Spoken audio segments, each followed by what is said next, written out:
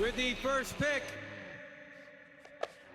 Welcome into NFL Draft Daily. We are thrilled to be here with you today and all the way through the 2026 NFL Draft to get you prepped for all 7 rounds. I am Field Yates, and I have a great crew with me today. We can't wait to rock with you every single day from left to right.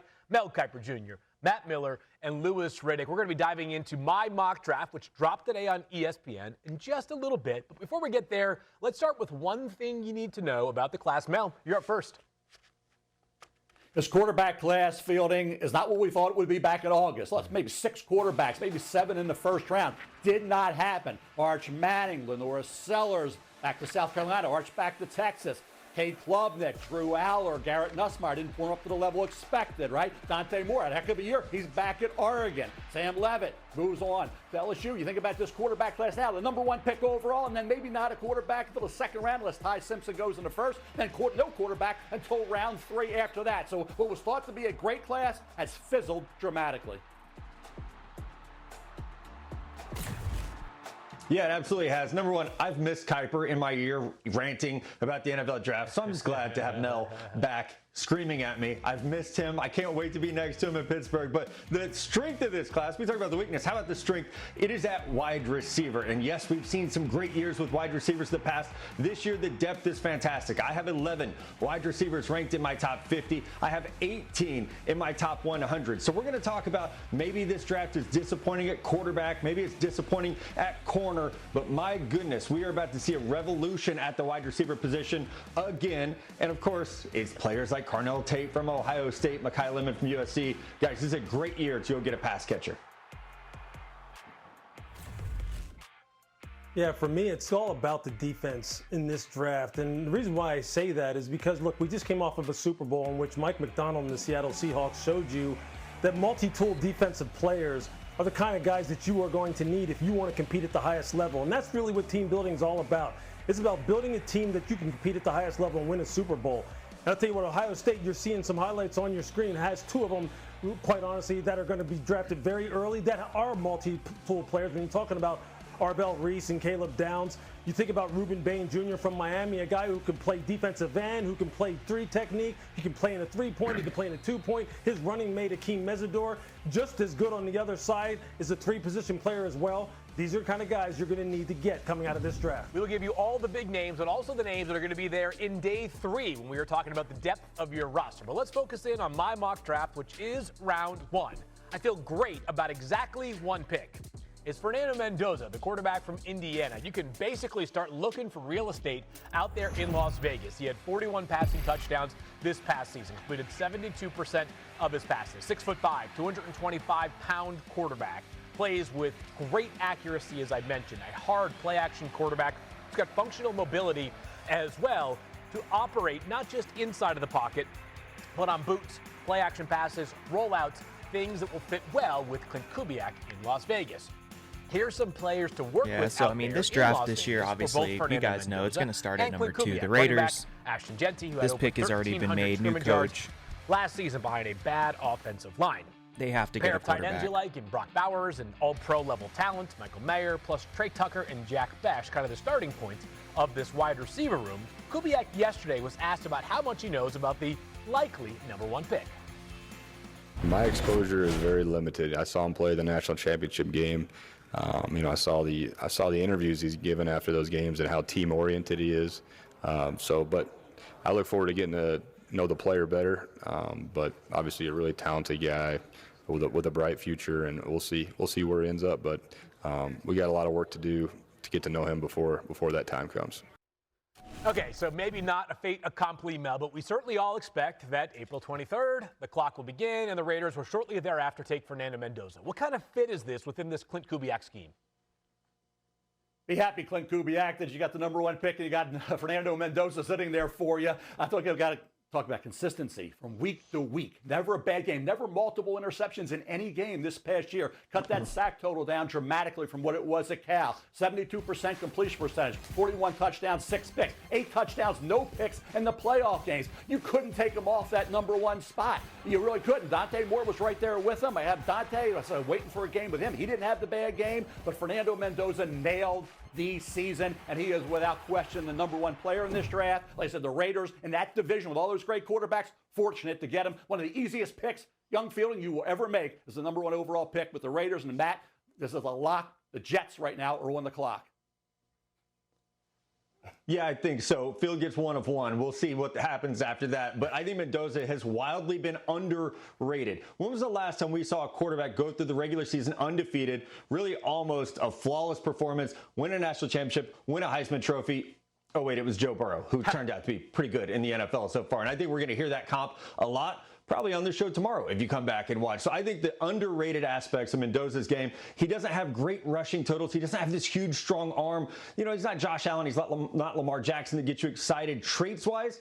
No, he's just a damn good football player who's accurate, who's smart, who's poised, and actually plays better the more teams rough him up a little bit. So I'm excited to get into the next 3 months of this process to think about the fit that he will be, especially, hopefully, after we see the Raiders make some moves to bolster that offensive line and to get him a number one wide receiver, which is a huge need for them. Yeah, Lewis, this feels like such a foregone conclusion that we're already talking about what we need to do in Las Vegas around this roster to make this marriage successful between Clint Kubiak and Fernando Mendoza. What do you think are some priorities? Yeah, I mean, obviously, Field, it does start with the offensive line, and Clint Kubiak has already hinted around that fact. Look, understand where he comes from.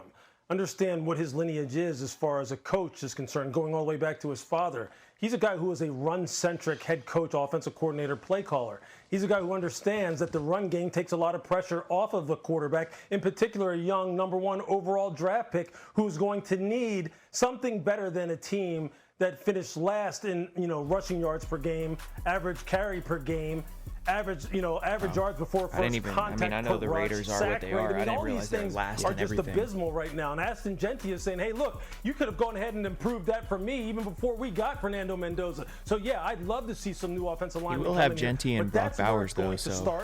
You saw how that really affected and really helped his quarterback in the Super Bowl and Sam Darnold. And quite honestly, you saw what it did to Drake May in the Super Bowl as well when you don't have it. Yeah, and I think we can look at Seattle, Lou, and look what they did with Gray Zabel. They drafted him in the first round. They plugged him in. Boom. Instant upgrade along an offensive line that had some pieces. Charles Cross is a really, really good young player. They had some pieces there. You add in that rookie, and it takes them to the next level. Now, obviously, they're not going to draft somebody, a number one overall, to improve that offensive line, but I think you have to start looking early round 2. This draft is pretty solid on interior offensive line play. I know we'll dive into that as we get closer to the combine and the draft, but if you're looking for offensive guards, top of round 2, there's going to be some big names that could slide in and help this team immediately. All right, let's move to pick number 2. The Jets have let's see what the Jets pick. are about to do now. They have 2 picks in the first round. They have back-to-back years with 2 picks in the first round. Lots of draft capital. My pick for the Jets in this case is perhaps the most versatile defensive player. Lewis has already mentioned him once. It's Ohio State edge rusher, linebacker, probably could play safety if you needed them to, Arvell Reese. He had a breakout season this past year. Plenty of needs for this Jets roster, though, Matt. And does this move make sense for Aaron Glenn and this Jets franchise that right now kind of needs any number of foundational pieces? It makes sense because there's not a quarterback here. Yes, you would love for the Jets to draft a quarterback, and fans are going to be yelling at us for 3 months, get a quarterback, get a quarterback. We can't create a player and put him on the big board to draft here. There's not a quarterback worth this spot. Pretty much just so what Ty are you left Simpson. with? I think this is where you look for a player that has unique, game-changing, transcendent talents. And when I watch Arvell Reese, I see a player. You're going to get some comparisons to Micah Parsons coming out of Penn State. You're going to get comparisons to Abdul Carter coming out of Penn State because he can and has played stack linebacker. But when he gets coming off the edge, when you see that speed and the rare tools with the hand usage, the shoulder dip, the way he accelerates around the corner, that's what excites me about Reese as a player. And listen, the Jets, they drafted an older player in Jermaine Johnson. Hasn't exactly panned out. Will McDonald, first-round pick, hasn't exactly panned out. They need that difference maker off the edge while they wait to hopefully find their quarterback. And that might be 2027 when they have 3 first-round picks.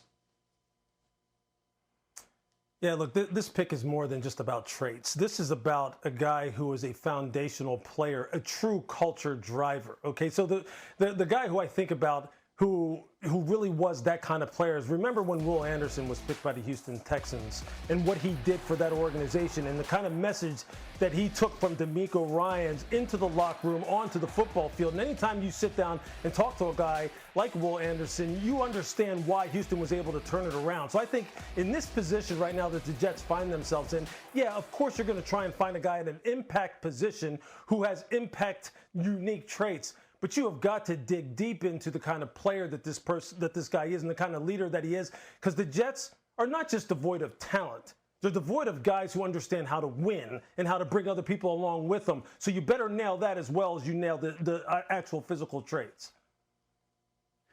Lou, no question about Arvell Reese with a dynamic talent, but not the sack artist that David Bailey was at Texas Tech. And David Bailey came from Stanford, where he was a really good player, became a great player, unblockable player with the Red Raiders. So while Arvell Reese, we know what a talent he is, the potential he has coming off the edge, Bailey showed that week in and week out. Talking about Mendoza's consistency, Bailey was equally as consistent on the defensive side, getting after the quarterback. Nobody could slow him down. So he is a talented edge rusher, a proven edge rusher that's going to be in the discussion early in this draft for several teams, starting with the New York Jets at pick number 2. Yeah, I think the reality, Mel, is when you're talking about these two players, I don't think you're going to poll 32 teams and get a consensus between which is the better edge rusher. It may come down to scheme fit and how the Jets want to play defense this upcoming year. Keep in mind, the Jets did turn over both their offensive and defensive coordinators this offseason. Lewis, I'll go back to you. As far as the Jets and the bigger picture here, you were talking about a team that, as you noted, has a lot of work ahead. Philosophically, is there a way that you approach a rebuild of this magnitude? I think if you're the Jets, you have all that draft capital,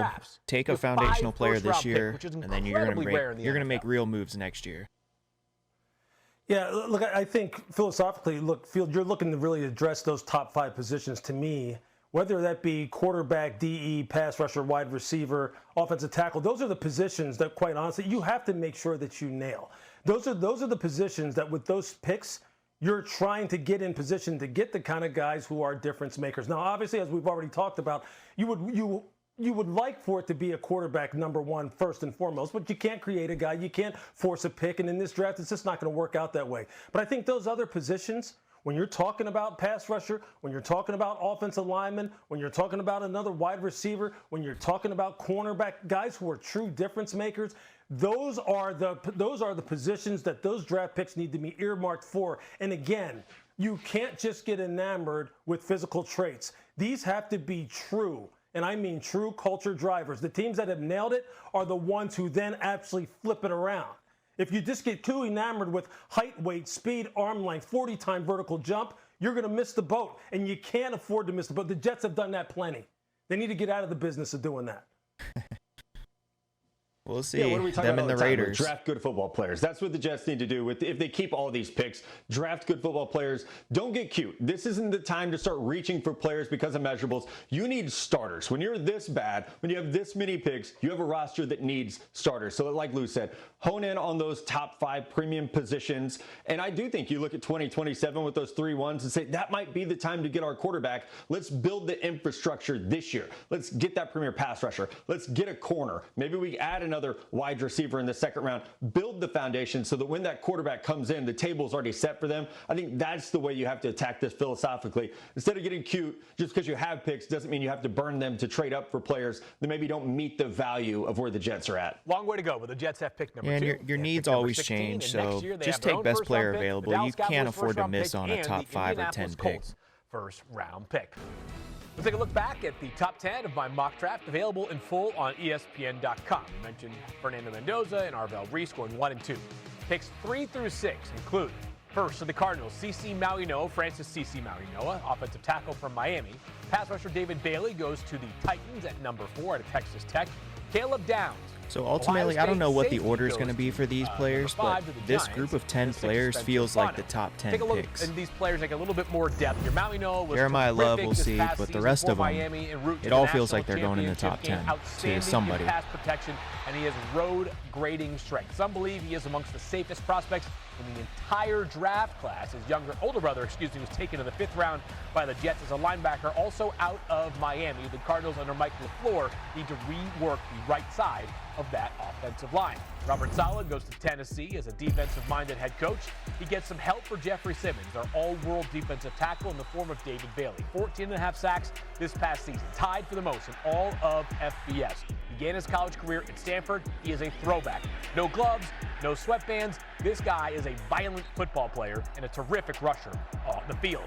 Caleb Downs, to me, might be the safest player in the entire class, along with Maui Noah. This guy has been outstanding at both Ohio State and Alabama. He's a do-it-all safety who has terrific range, as a deep middle-of-the-field center fielder. And doesn't this make sense for John Harbaugh, who had Kyle Hamilton with the Ravens, comes over, drafts a guy you're hoping is the same player? He will hit like a linebacker. The Browns have 2 first-round picks. Spencer Fano is the first, 6th overall selection in my mock draft. The right tackle out of Utah. Browns can't go wrong. You need everything. As well, outstanding athlete for that right tackle spot. Needs to bulk up, just a shade over 300 pounds, but he has plenty of room to grow into that frame. One of the common themes amongst those 4 teams that we just highlighted is that they all have new head coaches, and they all have to get these picks right. But, Lewis, when you look at those 4 teams specifically, is there one that stands out to you as a franchise that must nail this premium pick? Yeah, Field, for me, it's the New York Giants, simply because of expectations. Because of the expectations that John Harbaugh brings in there with him being a $20 million per year coach and a guy who is a Super Bowl winning coach to go along with a GM in Joe Shane right now, who many people felt as though, maybe John would move on from him. Maybe there was some things in his past in terms of some of the decisions that he made as far as team building was concerned before John got there that didn't warrant him keeping his job. So I think those two together need to show that, hey, look, we've got the 5th pick in the draft here. We're in a division right now where teams are going to look. Philadelphia is going to be legit. Dallas is going to get better. They've already shown you that they have done some things in the latter half of the season that lead you to believe that 2026 will be a strong season for them. The Giants need to nail this pick because they need an impact player, and they need one at multiple different areas. Look, I like your projecting Caleb Downs into that position simply because of what John was used to in Baltimore.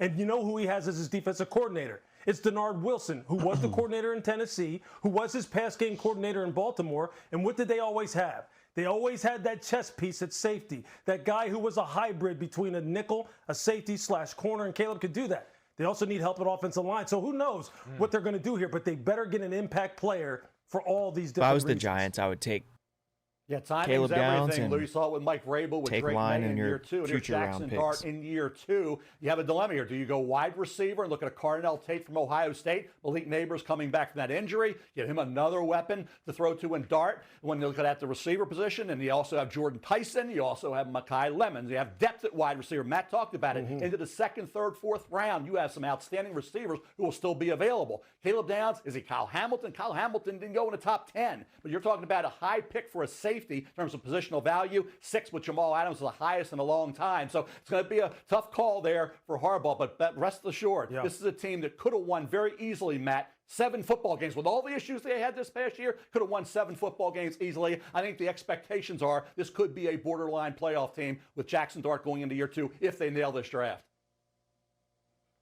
Yeah, if they nail this draft and if he can stay healthy. But let's talk about the Arizona Cardinals for a second. I think we've forgotten this team. The fact that Kyler Murray could be on the trade block, probably is on the trade block this offseason. They could be starting over at quarterback.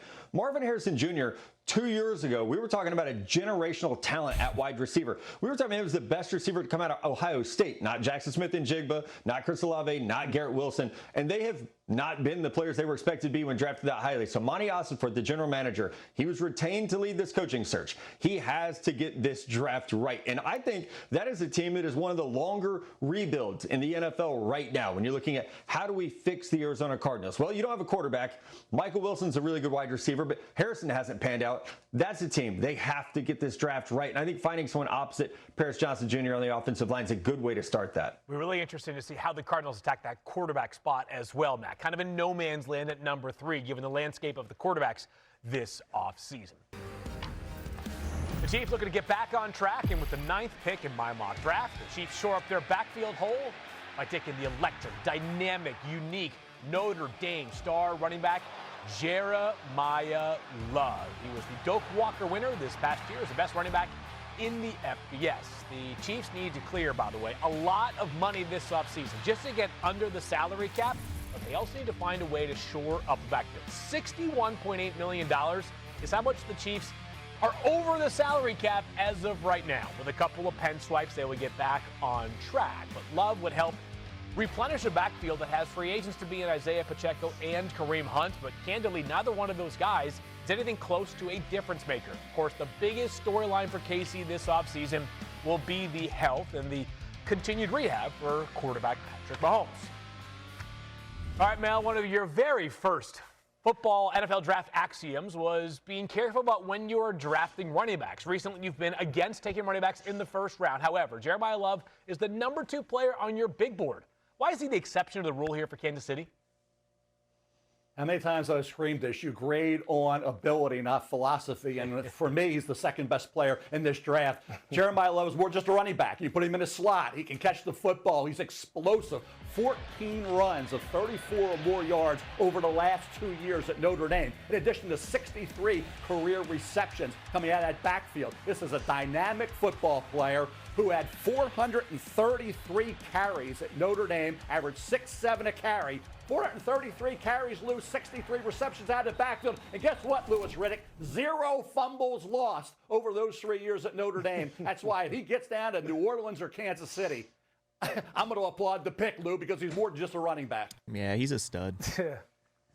I couldn't agree with you more, and I'm glad that you're kind of on board this year, that this is an exception, and I don't think there's any question. I think Brett Veach, the general manager of the Kansas City Chiefs, he understands this. He understands he has to give Patrick some help. The statistics just bear it out. They have not had a difference maker at running back since Patrick has been there, and all during Andy's time when he was in Philadelphia, he had some good running backs. Look, he had Brian Westbrook, and then he had Shady McCoy. And just let me tell you this, I'll let you in on a little bit something.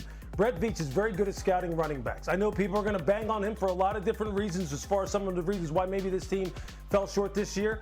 But he was the one in Philadelphia who stood on the table for LaShawn McCoy, personally. And I promise you, and I am with you as far as the evaluation on Jeremiah Love. As a former safety, I would have wanted no parts of this guy. He is a true slasher, a hammer with home run speed, with route running ability and hands that are like a wide receiver. That's right up Andy Reid's alley. That's exactly what they need to take this team to the next level offensively. And I know that Brett is looking at this and probably sitting there going, please let him fall to me. Please let him come down to me. I want to know who replaced the real Mel Kiper with this imposter, because the real Mel Kiper would never, ever advocate for a team to draft a running back in the top 10. I love Jeremiah Love. He's my number 1 overall player in this class. Wow. But unless he's going to line up off the edge and go get somebody on this Chiefs defense, this cannot be the pick. A running back. Yes, it's a need. Their running backs were terrible last year, but the defensive line, Chris Jones is getting older. He could be on the trade market this season. George Karlaftis got the extension, hasn't shown up since. Who's the difference maker on this defense? Trent McDuffie could also be traded at corner. Jermod McCoy sitting there from Tennessee. Ruben Bain from Miami is still on the board. As much as I love what Jeremiah Love would bring to this offense, the balance would be there, absolutely. Breece Hall's a free agent. Ken Walker's a free agent. There are guys, Rico Dowdle's a free agent. Round 2 running backs, like his backup, Jadarian Price at Notre Dame. Spinning a running back at number 9 overall, drafting a running back this high when your defense was trash last year, this cannot be the move for the Kansas City Chiefs. Matt. I'll tell you what, you look at the Kansas City Chiefs, they don't want to be picking 9, they want to be picking 32, right? You got Patrick Mahomes, the great Patrick Mahomes, and now you got that missing link, that running back spot, and you put him out in the slot. Like I say, this is more than a running back, okay? This is a guy, Bijan Robinson was graded very high. I didn't have low grades on any of these running backs. They were all graded high, and look what they've done. This is the team we say, hey, if you're rebuilding, don't take the running back. Chiefs aren't rebuilding. I was going to make that point. They're not rebuilding. They're just 31 or 32. They're maybe trending down, but they're not there was a time top 10 where worst when team. the Detroit Lions were on the clock, when they picked Jahmyr Gibbs number 1 in the first round, that they were devoid of talent on the defensive line as well, and they couldn't rush the passer. Heck, because many teams, people still feel like they can't rush the passer well enough in order to get them over the hump. Jahmyr Gibbs has been nothing short of an MVP caliber player. That is exactly what Jeremiah Love is. That's exactly, to me, what they need. Look, I understand that their pass rush on the defensive line leaves a lot to be desired. It does. They need help for Patrick Mahomes. He cannot be their primary ball carrier. He cannot be their primary weapon as far as the running game is concerned, which is exactly what he is right now. If you do that, he's going to be one of those guys we'll start having that conversation of, did they waste the second half of Patrick Mahomes' career because he had no one to turn around and give the ball to? Better give him a difference maker. Yeah, the irony of this conversation, it's my mock draft, and yet I'm dubious that Jeremiah Love will even make it to pick number 9 once teams that are picking ahead of Kansas City fill out some of those needs during free agency. Let's get to picks 10 through 15, where things get rolling with Reuben Bain Jr. going to the Bengals at number 10, then Sour Delane going to the Dolphins at 11. Sonny Styles goes to the Cowboys at number 12. Styles is a former safety at Ohio State who has successfully transitioned to linebacker and become an absolute thumper. No surprise, given the fact he was previously a safety, that he has terrific range. He's got a quick trigger in the running game. He's got instincts galore. And 2 seasons ago, 2024, when he was used as a blitzer more often, he had 6 sacks, one of the most Swiss Army knife players in the entire draft class. Mekhi Lemon goes 14th overall to the Baltimore Ravens, and I'm just trying to make Mel Kiper That would be Jr. a solid pick happy, for the Ravens. They need somebody was an like that. absolute baller this past year at USC. He catches everything that comes his way. What he lacks in size, he makes up for in contested catch situations. Excellent run after catch skills with great instincts as well, and a guy that just flat out makes plays when the game is on the line. So, Mel, I know I made you happy there with that Mekhi Lemon pick. Anything else that stands out in that range of 10 through 15? I mean, the Bucks taking Cassius Howe's a good Lemon's pick. my guy. And, Lewis, I love guys that They play need it. fierce. And trying to tackle Mekhi Lemon after the catch, good luck on that. Catches the ball, snatches it with his hands. Dynamic player, loves the game. He's a baller. And like I say, play like a Raven, Mekhi Lemon will. And what he did at USC certainly spoke volumes all year of just how good he was. When you knew this is a guy you had to try to contain and nobody could, Mekhi Lemon stood out to me as one of the better players in this draft. Those receivers, Jordan Tyson at Arizona State, Lemon at USC, and certainly Carnell Tate at Ohio State, all worthy of going within the top 10 to 15 picks in this draft. Yeah, look, I like the pick. I love his size, love his range, love his catch radius. Not a real speed guy, but I do love him as far as his ability to make those contested catches, whether it be on the shallows, down there in the red area and the back shoulder fades. That catch radius is something that every quarterback wants. And so I get it. I get it there. I'll tell you what, the guy who I really like, though, when you're talking about these picks in this 10 to 15 range, is Jermod McCoy out of Tennessee. This is the corner that, for me, if you're looking at him going to a team, yeah, he's like a beast. the LA But I was going to say he didn't even play this year. This is exactly the kind of guy that they need. He missed all of 2025 with Same thing with Caleb Banks here, but I saw him coming in up in a few 2024 picks. down there in Really Tennessee, didn't play much at and all. I'm telling you, I think he played three games this year. And when I say perfect, it's in all phases of the game. Whether you're talking about press man, off man, press zone, match zone from off. He can finish on the football. You see him here. He intercepts the ball 5 yards in the end zone, brings it out. He returned that ball against Alabama, I believe, about 56 yards. And here's the kicker. He will absolutely stone you when it comes to the run game or when it comes to getting wide receivers on the ground after the catch. If he's 100% healthy and you feel comfortable as far as his prospects going forward and his availability, Jermod McCoy, that's a slam dunk pick for the LA Rams. That's exactly what they need on the edges of their defense. Yeah, Lewis, I think if he were coming off of a healthy season, we're probably talking about Jermod McCoy somewhere as early as 5 overall to the New York Giants. Let's scan picks 16 through 20. At 16, a riser for me, Caleb Banks, the hulking defensive tackle. Yeah, Banks Florida. is a beast. My guy, Monroe Freeling, goes 17th overall to the Lions. Huge left tackle. Out of Georgia, 35-plus inch arm, 6'7", 315 pounds, a very gifted pass protector. Now, he is a little green, hasn't played a ton of football in his college career. Teams draft traits. They draft upside. The upside is immense here for Monroe Freeling, who I think could have a case as being the best pass protector in this entire draft class. Not too far behind him is Akeem Mesidor, the aforementioned Miami pass rusher, who, let's be clear, if he wasn't going to be 25 years old at the time of the NFL draft, would be long gone by pick number 19, where I have him going in my mock draft to the Carolina Panthers. Former West Virginia standout, absolute ridiculous season this past year for Miami. He was perhaps the best defensive player in all of the college football playoff. He can rush not just from the edge, but also as a reduced rusher from that 3 technique spot. Matt, as you look at these picks I have right there in 16 through 20, anything stand out? Yeah, what stands out to me is that the Dallas Cowboys need to maybe give you a call and let them fix this defense because you've done it here with Sonny Styles and Keldrick Falk. Now you have a big defensive lineman that can play as a true 4-3 defensive end, but can also kick inside and play a little bit of 3 technique as needed. There's been that conversation among scouts that I've talked to. Hey, where do you play a player that's 6'5", 285 pounds? Well, on the defensive line, a lot of people used to have Keldrick Falk going in the top 10, like keep those early in linebackers this, like DeMarvion Overshown and season adding ended. Sonny Styles. Let him help keep And those also players clean while stuff also like that. giving you a true edge setter against the run. So, Field, I know I'm brought on here to criticize your picks, but for the Dallas Cowboys, I think you nailed it with these 2 of the first round. We'll take it, baby. Hey, Matt.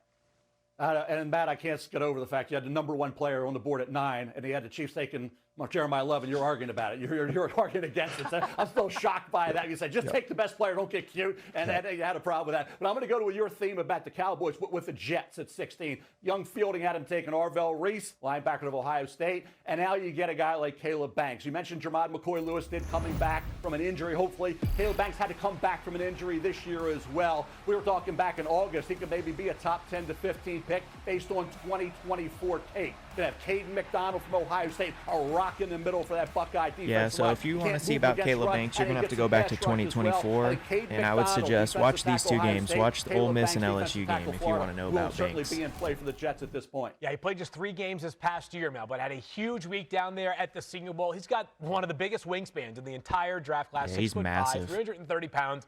35-plus inch arms and natural rush traits. Back here in NFL Draft Daily, 71 days away until the 2026 proceedings begin as the Steelers move on to the Mike McCarthy era. One of the big questions that we are all asking ourselves is, who exactly is going to be under center?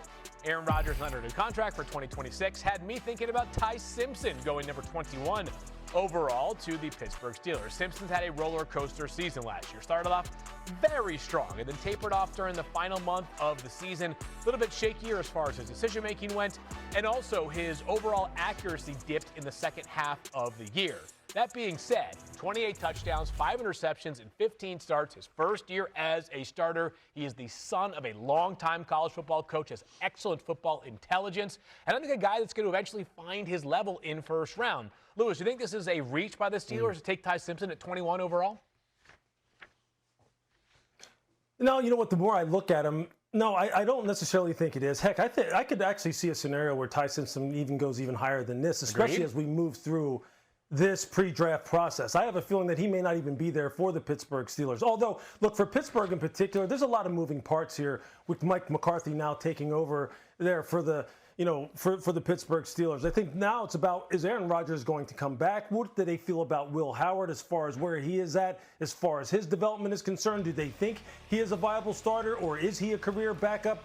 And then it's going to be about what's going to be the evaluation of Ty, because as you've kind of alluded to, you're going to have to really kind of parse together a couple different factors as far as what was going on in Alabama to really arrive at what you think his true upside is in the NFL. Remember now, he had an absolutely horrific running game. He had some games now, when you look at Missouri and you look at Oklahoma on the road where they're down 17 in Norman, this dude was lights out now. He was absolutely lights out from under center, in the gun, layering second-level throws, throwing the football with velocity. He can roll out and throw out on the move. He can do a lot of different things that make you believe, hey, this guy, quite honestly, this is a top half of the first-round type of quarterback. Maybe the Steelers aren't even going to be in position to pick him. So, yeah, I definitely think he's in play. I think there's a reason I'm not sure what his ceiling is, but I do think he's solid. Like, we've seen plenty of that. That was being thrown around him. So, yeah, is he a franchise quarterback, like post-Rodgers for the Steelers? I don't know. As the draft process unfolds. Yeah, it will be. And I think the number to remember with Ty Simpson is 15. That's how many starts he had in college. NFL scouts are adamant. 25 starts from a college quarterback. The list of quarterbacks who've had success in the NFL with fewer than 25 starts in college recently is basically Cam Newton. And I'm sorry, Ty Simpson, you're not Cam Newton. Not very many people are. But we can look at Trey Lance, 1-year starter, didn't work out. Anthony Richardson, Mitch Trubisky, 25 starts is the new baseline. Ty Simpson had 15, and Lou mentioned it. Early in the year, if we were talking in October, did look like a top 10 pick. But the regression over the course of the year, that's where that number of starts, that's where it starts to worry you, because as defenses got film on Alabama, as defenses got a read on Ty Simpson, he started to play worse. So now the question is that on Kalen DeBoer, the head coach at Alabama? Is it on the lack of a run game? Is it on I was going to the say, offensive Lewis line? mentioned they There's had a no lot of run game, questions so I'm that are not, gonna creep up around Ty Simpson totally and that sure lack that's of just up to him. experience. And then you go to a team now like the Steelers, you're going to be expected to play right away under Mike McCarthy. Is he going to be able to handle that jump to the NFL? Yeah, it was a tale of two halves, guys. And Lewis touched on it, and Matt, you did as well. The first half of the season, up till mid-October, you mentioned the Missouri game, Lou. The clutch throws he made in that game in a hostile environment were outstanding. There are people talking about him as QB1 in this draft and a top 5 pick. And then all of a sudden, the second half of the season, dropped passes, ended drives. The offensive line had issues with consistency and no semblance of a running game whatsoever. So for Ty Simpson, if you look at him up till mid-October, we were talking, hey, he ain't going to be around, no chance. And now the Jets at 16 pass on him. And this scenario for Field, he drops to 21 for the Steelers. We'll see what happens. But, hey, he's going to be a tough evaluation. If you're a Steelers fan, what do you guys want at quarterback? Rodgers for another year? Will Howard, Ty Simpson?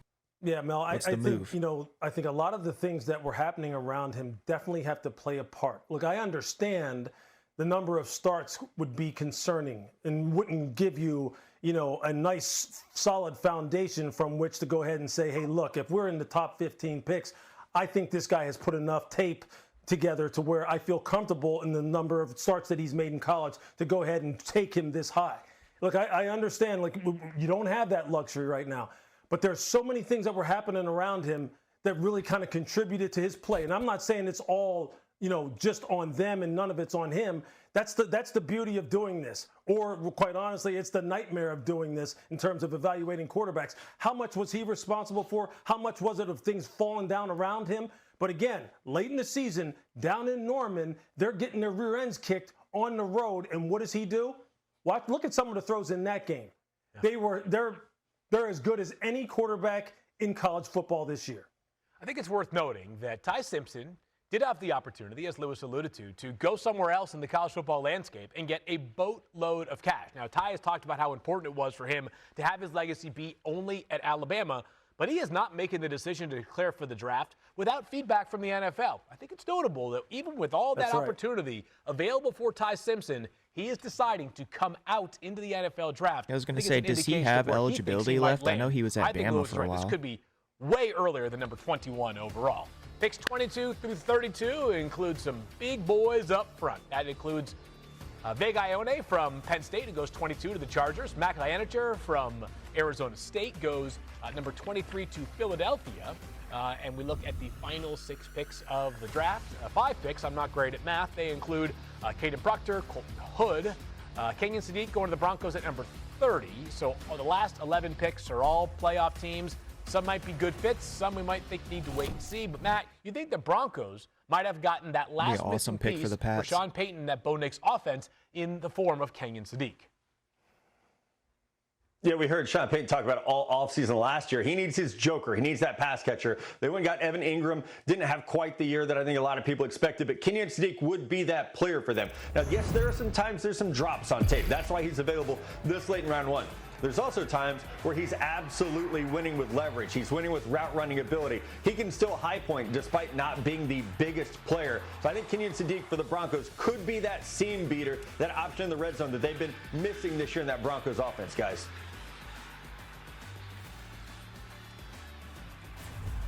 Yeah, I think at number 25, when you're talking about the Chicago Bears in need of a pass rusher, look, I think Zion Young from Missouri is just perfect for them. We know that they need more help up front. Their defense overall were masters at taking the football away. And Zion Young would be one of those guys. I think here we're showing some highlights here of Peter Woods as well. But there's Zion Young. There he is. Let me tell you, this guy, when we saw him down at the Senior Bowl field, he was an absolute monster. And he's a monster on all 3 downs. He enjoys first and second down, earning the right to rush the passer on third down as much as anything. He's got power. He's got long arms.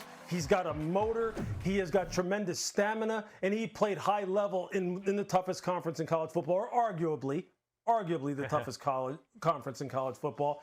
But Zion Young is for real. I think that'd be great value for the Bears down at 25. Yeah, he really helped his cause down there in Mobile. Damon Wilson, his teammate, at least last year at Missouri, was a name that certainly had a lot of steam during the pre-draft process. He decides instead to transfer. He's now going to play for Miami. But Zion Young, not to be overlooked in that Missouri defense. Mel, is there anybody that stood out to you during those last few picks that I made there in the mock draft? Which you gave an A-, by the way, grade-wise. 3 players I was looking for I didn't see in the mock. First round. That was C.J. Allen, linebacker, Georgia off-ball linebacker, 3-down linebacker, great character, great production. Avion Terrell had 8 no Zachariah Branch in the first last round 2 either. years, 19 pass breakups, did a great job for the Clemson Tigers. And Caden McDonald, immovable defensive tackle who got into the backfield, was disruptive, makes plays down the line, hustles, heck of a football player. Those 3 guys, I believe, go in the first round. A little surprise field you didn't have them there, but we'll see how it goes as we move forward through this process. Yeah, full disclosure here, Mel, this is not to take myself off the hook, but there were probably 35 or 40 names that I considered at some point to make their way into the first round. That is what the next 71 days are for. And by the way, it's not just guys that are going to go in the first round. All 7 rounds will be covered here as we are off and running on NFL Draft Daily. For Mel, Matt, and Lewis, I am Field. We're back tomorrow, 3 p.m. Eastern Time on the ESPN app.